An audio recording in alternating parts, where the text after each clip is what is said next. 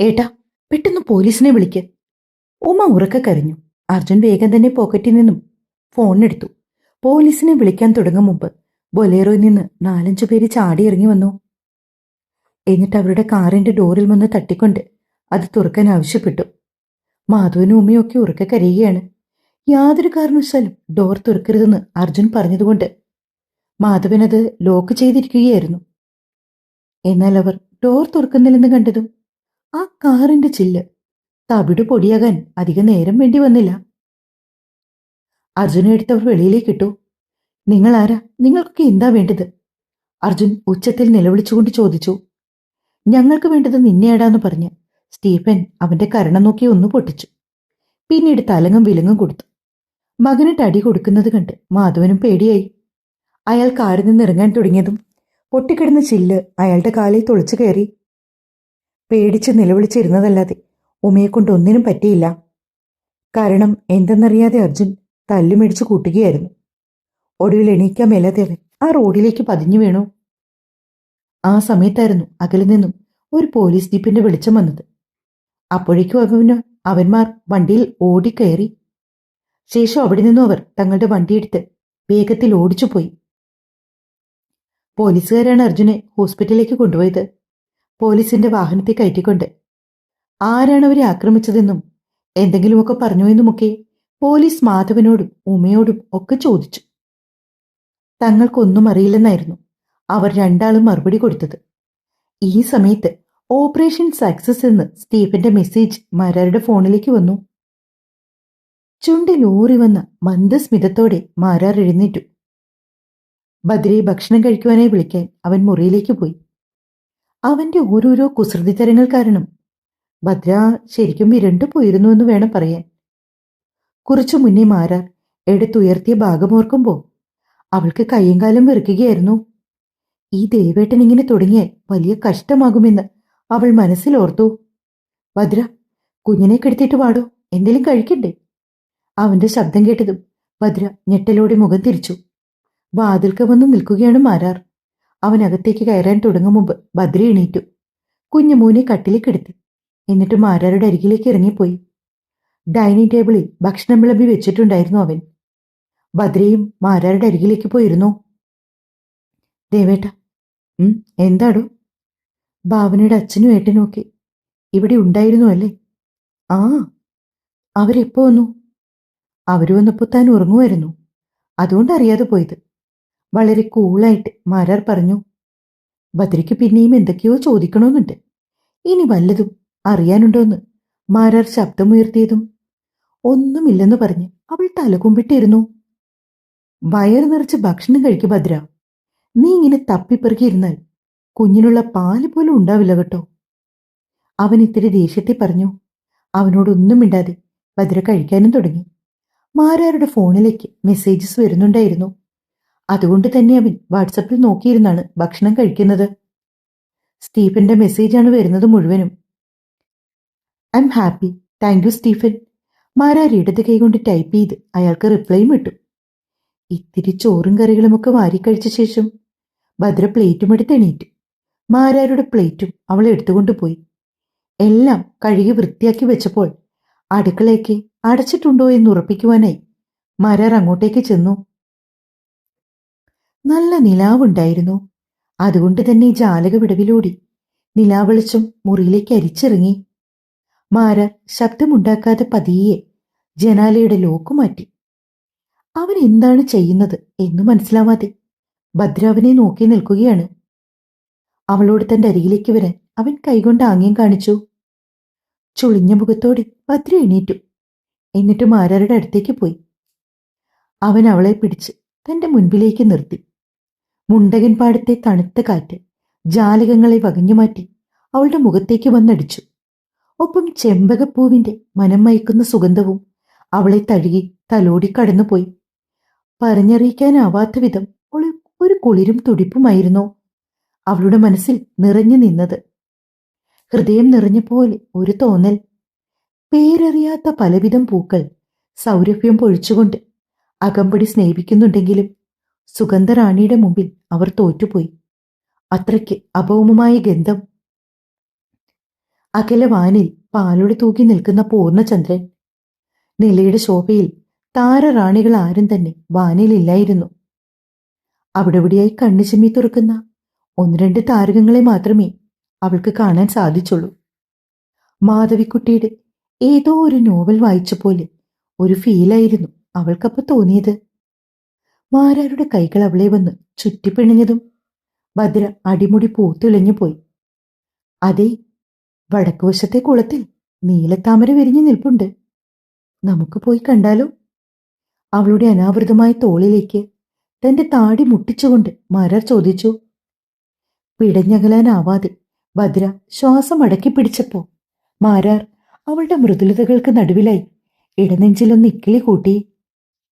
അടിവയറിൽ ചുറ്റിപ്പിടിച്ചിരുന്ന അവന്റെ വലങ്കയിലെ വിരൽത്തുമ്പുകൾ കുസൃതി കാട്ടിയതും ഭദ്ര ബലിഷ്ടമായി കൈത്തണ്ടിൽ കയറി പിടിച്ചു. ശ്വാസം എടുക്കുമെന്നേ. ഇടങ്കൈ കൊണ്ടവൻ അവളുടെ വയറിലും ഇക്കിളി കൂട്ടി. നിമി നേരം കൊണ്ടവൾ ശ്വാസം ഒന്നാഞ്ഞു വലിച്ചു. മിടുക്കി. അപ്പോ ഈ ദേവേട്ടൻ പറഞ്ഞാൽ ഭദ്രലക്ഷ്മി അനുസരിക്കൂല്ലേ? അവന്റെ ഓരോ വാക്കുകളിലും കുറുമ്പും കുസൃതിയും തിരതല്ലി. ഈ ദേഷ്യക്കാരൻ തമ്പ്രാന് ഇങ്ങനെയൊരു ഭാവമോ? അവൾക്ക് അതിശയമായി. ഗാംഭീര്യം നിറഞ്ഞ അവന്റെ ഓരോ വാക്കുകൾ പലപ്പോഴും ഇടിമുഴക്കം പോലെ അവളുടെ കാതുകളിൽ തുളച്ചു കയറി. അവൻ അടുത്തേക്ക് വരുമ്പോഴെല്ലാം അവളുടെ അടിവയറ്റിൽ നിന്നും ഒരു മിന്നൽ തിരവന്ന് ഉയർന്നു പൊങ്ങും. കാലുകൾക്ക് ബലം പോരെന്ന് തോന്നും. കൈവിരലുകളിൽ അറിയാത്ത ഒരു തരിപ്പ് പടരും. ശരീരമൊക്കെ കുഴഞ്ഞു പോകും പോലെ തോന്നും. അവന്റെ മുഖത്തേക്ക് നോക്കാൻ പോലും ശരിക്കും ഭദ്രയ്ക്ക് വല്ലാത്ത ഭയമായിരുന്നു. ഇടയ്ക്കെങ്ങാനും അവന്റെ മിഴികളുമായി ഒന്ന് കോർക്കുമ്പോ അവളുടെ ദൃഷ്ടി അറിയാതെ ആ നെറ്റിത്തടത്തിലേക്ക് പാളി വീഴും. തീഷ്ണത എന്ന വാക്ക് പണ്ടെപ്പോഴോ മലയാള പാഠപുസ്തകത്തിൽ പഠിച്ച ഒരു വാക്കാണെങ്കിൽ പോലും മാരാരുടെ മിഴികളിലായിരുന്നു അവൾ അതിന്റെ അർത്ഥം കണ്ടെത്തിയത്. കഴിഞ്ഞ ജന്മത്തിൽ ഇയാൾ ഒരു രാജാവായിരുന്നു എന്ന് അവൾ ഓർക്കും. അവന്റെ തലയെടുപ്പും മട്ടും ഭാവവും ഒക്കെ അതുപോലെയായിരുന്നു. അവളുടെ മനസ്സിൽ ഒരു പുരുഷ കേസരിയായി മാരാർ നിലകൊണ്ടു. ആ വ്യക്തിയാണ് ഇന്നിപ്പോ തന്റെ അരികിൽ തന്നോട് ചേർന്ന് നിന്നുകൊണ്ട് നിലാവെളിച്ചത്തെ പുൽകി ചെമ്പകപ്പൂവിന്റെ സൗരഭ്യം നുകർന്നുകൊണ്ട് അരികിൽ നിൽക്കുന്നത്. ഇത് സ്വപ്നമാണോന്നറിയാതെ അവൾ അവന്റെ കൈകളിൽ ഒന്ന് തഴുകി. ഭദ്ര, മാരാർ വിളിച്ചതും അവൾ അറിയാതെ ഞെട്ടി. പേടിയാണോ ഇപ്പോഴും? അവൻ ചോദിച്ചതും ഭദ്ര മറുപടിയൊന്നും പറയാതെ നിൽക്കുകയാണ്. മാരാർ അവളെ പിടിച്ച് തനിക്ക് അഭിമുഖമായി നിർത്തി. ഇവിടെ നോക്കു പെണ്ണേ. തന്റെ മുൻപിൽ മുഖം താഴ്ത്തി നിൽക്കുന്നവളെ നോക്കിക്കൊണ്ട് അവൻ കാതരമായി പറഞ്ഞു. ശരീരവും മനസ്സും ഒരുപോലെ വിറയ്ക്കുകയാണ്. പിന്നെങ്ങനെയാ മുഖത്തേക്ക് നോക്കും? ഒരു താമര മുട്ടുപോലെ കൂമ്പിയടഞ്ഞ മിഴികളുമായി തന്റെ അരികിൽ നിൽക്കുന്നവളെ അവൻ കണ്ണിമ ചിമ്മാതെ നോക്കി. മദ്യലഹരിയിൽ ആദ്യമായി കണ്ട നാൾ പേടിച്ചരണ്ട അവളുടെ മിഴികൾ ഇന്നോളം ഒരു മാറ്റം വരാതെ തന്നെ പിന്തുടരുകയാണെന്ന് അവൻ ഓർത്തു. കൂടുതലായി ഒന്നും യാതൊരു വിശേഷണങ്ങളും മാരാർക്ക് അവളെ കാണാൻ കഴിഞ്ഞില്ല. എന്നും കിടക്കയിലേക്ക് ചായുമ്പോൾ അവളെക്കുറിച്ചൊരു കാര്യം അവന്റെ ഹൃദയം അവനോട് തന്നെ മന്ത്രിക്കും. ആരൂരുമില്ലാത്തൊരു പാവം പെൺകുട്ടി. നീയൊന്ന് ചേർന്നാൽ അവൾക്ക് ഈ ലോകത്തെല്ലാം ആകും. തന്റെ ഹൃദയവും മനസാക്ഷിയും തമ്മിൽ ഒരു വടംവലി നടത്തും. അതെങ്ങനെ ശരിയാവും? വേണ്ടെന്നേ. ആ പെങ്കൊച്ചു കുഞ്ഞിനെയും കൊണ്ട് എവിടേക്കെങ്കിലും പോയിക്കോട്ടെ. എങ്ങനെയെങ്കിലും അവൾ ജീവിച്ചോളും. നിന്നെപ്പോലൊരുവന്റെ ദേഷ്യവും ഗൗരവവും ഒക്കെ താങ്ങാൻ അവൾക്ക് പറ്റില്ല. അതൊരു പാവം നാട്ടിൻപുറത്തുകാരി. ആരോടും യാതൊരു പരാതി പരിഭവവും ഇല്ലാത്തവൾ. നിന്നെ താങ്ങാൻ അവൾക്കൊരിക്കലും പറ്റില്ല ദേവ. അവളുടെ മുമ്പിൽ ഈ ദേഷ്യവും വാശിയുമൊക്കെ അലിഞ്ഞില്ലാതാകുന്ന ഒരു ദിനം വന്നാലോ? രാജാവായ സിംഹം പോലും തോറ്റു പിന്മാറുന്നത് അവന്റെ ഇണയുടെ മുൻപിൽ മാത്രമാണ്. അവളുടെ ചൂടും തുടിപ്പും നുകരണമെങ്കിൽ ഇത്തിരി താഴ്ന്നു കൊടുക്കാതെ അവനും മറ്റു മാർഗവുമില്ല. തന്റെ പെണ്ണിന്റെ മുൻപിലല്ലാതെ മറ്റാരുടെ മുൻപിലാണ് ഈ ഗൗരവം അടിയറവ് വെക്കേണ്ടത്? നിനക്ക് കഴിയും ദേവ. അവൾ നിന്നെ ഒന്ന് ചേർത്ത് പുൽകുമ്പോ നിന്റെ അന്തരാത്മാവ് പോലും തരളിതമാകും. ഹൃദയവും മനസാക്ഷിയും പിടിമുറുക്കുകയാണ്. അവരുടെ വാഗ്വാദങ്ങൾ ചെവികൊണ്ടുകൊണ്ട് മാരാർ അവന്റെ കിടക്കയിൽ അഭയം തേടി. ക്ഷേത്രാങ്കണത്തിൽ തെളിഞ്ഞു നിൽക്കുന്ന ഒരു നെയ്ത്തിരി നാളം വിശുദ്ധിയുടെ നിലാവ് പൊഴിച്ചുകൊണ്ട് അവൾ അങ്ങനെ അവന്റെ മനസ്സിൽ നിന്ന് തെളിഞ്ഞു ശോഭ പടർത്തി. പ്രണയം എന്ന വാക്കിന്റെ അർത്ഥതലങ്ങൾ തേടി അവന്റെ മനസ്സ് പല പാതകൾ പിന്നിട്ടെങ്കിലും ഓരോ ദിവസം ചെല്ലുംതോറും ഭദ്രലക്ഷ്മിയിലേക്ക് അവൻ ചുരുങ്ങി വന്നു, അവൻ പോലും അറിയാതെ. ഒടുവിൽ ഒരു നാൾ അവന്റെ ഹൃദയം വിജയം കൈവരിച്ചപ്പോ മനസാക്ഷി എങ്ങോ പോയി ഒളിച്ചു. കുഞ്ഞമോനെ തന്റെ കൈകളിലേക്ക് തന്ന നാൾ മുതൽ പിതൃത്വമെന്ന വാക്കിന്റെ വില കൂടി അവൻ മനസ്സിലാക്കി. അവളുടെ ഗർഭപാത്രത്തിലേക്ക് തന്റെ ബീജമല്ല മുട്ടിട്ടത് എന്നറിയാമെങ്കിൽ പോലും ആ കുഞ്ഞിന്റെ പിതൃത്വം ഏറ്റെടുക്കുകയായിരുന്നു.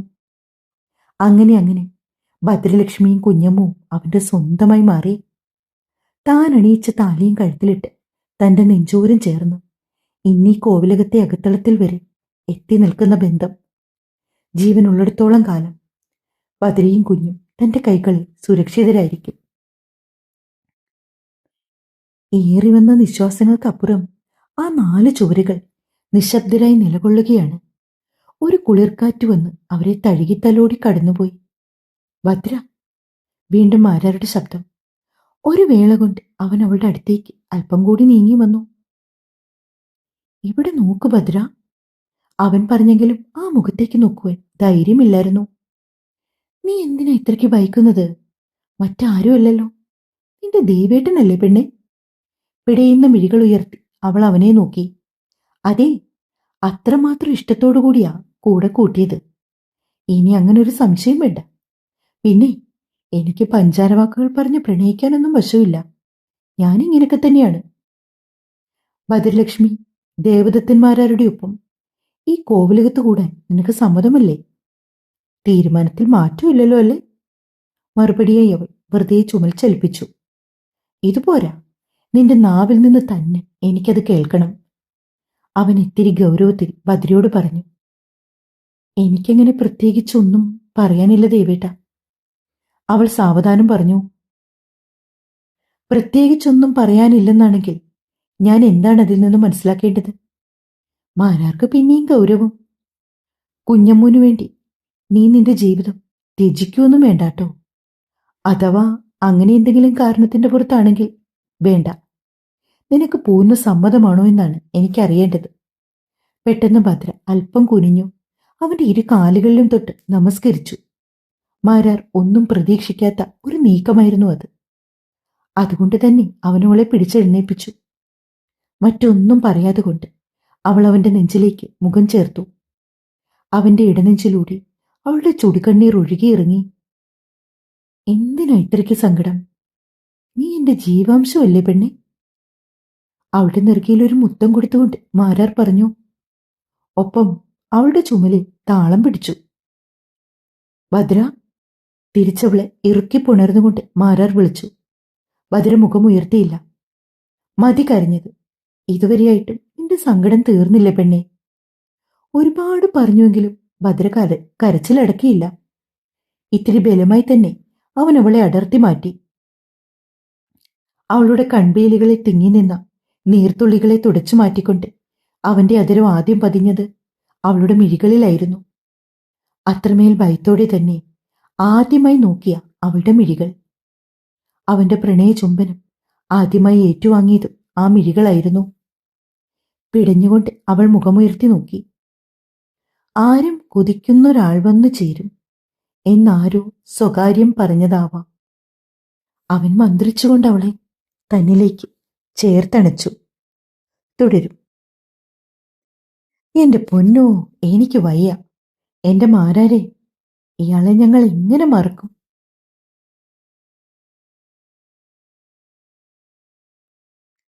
പിന്നെ ഇന്നലെ എന്നെ കണ്ടിട്ട് തന്ന ഓരോ മെസ്സേജ്, നിങ്ങളുടെ കട്ട സപ്പോർട്ട്, സത്യമായിട്ടും ഒരുപാട് നന്ദി എല്ലാവർക്കും.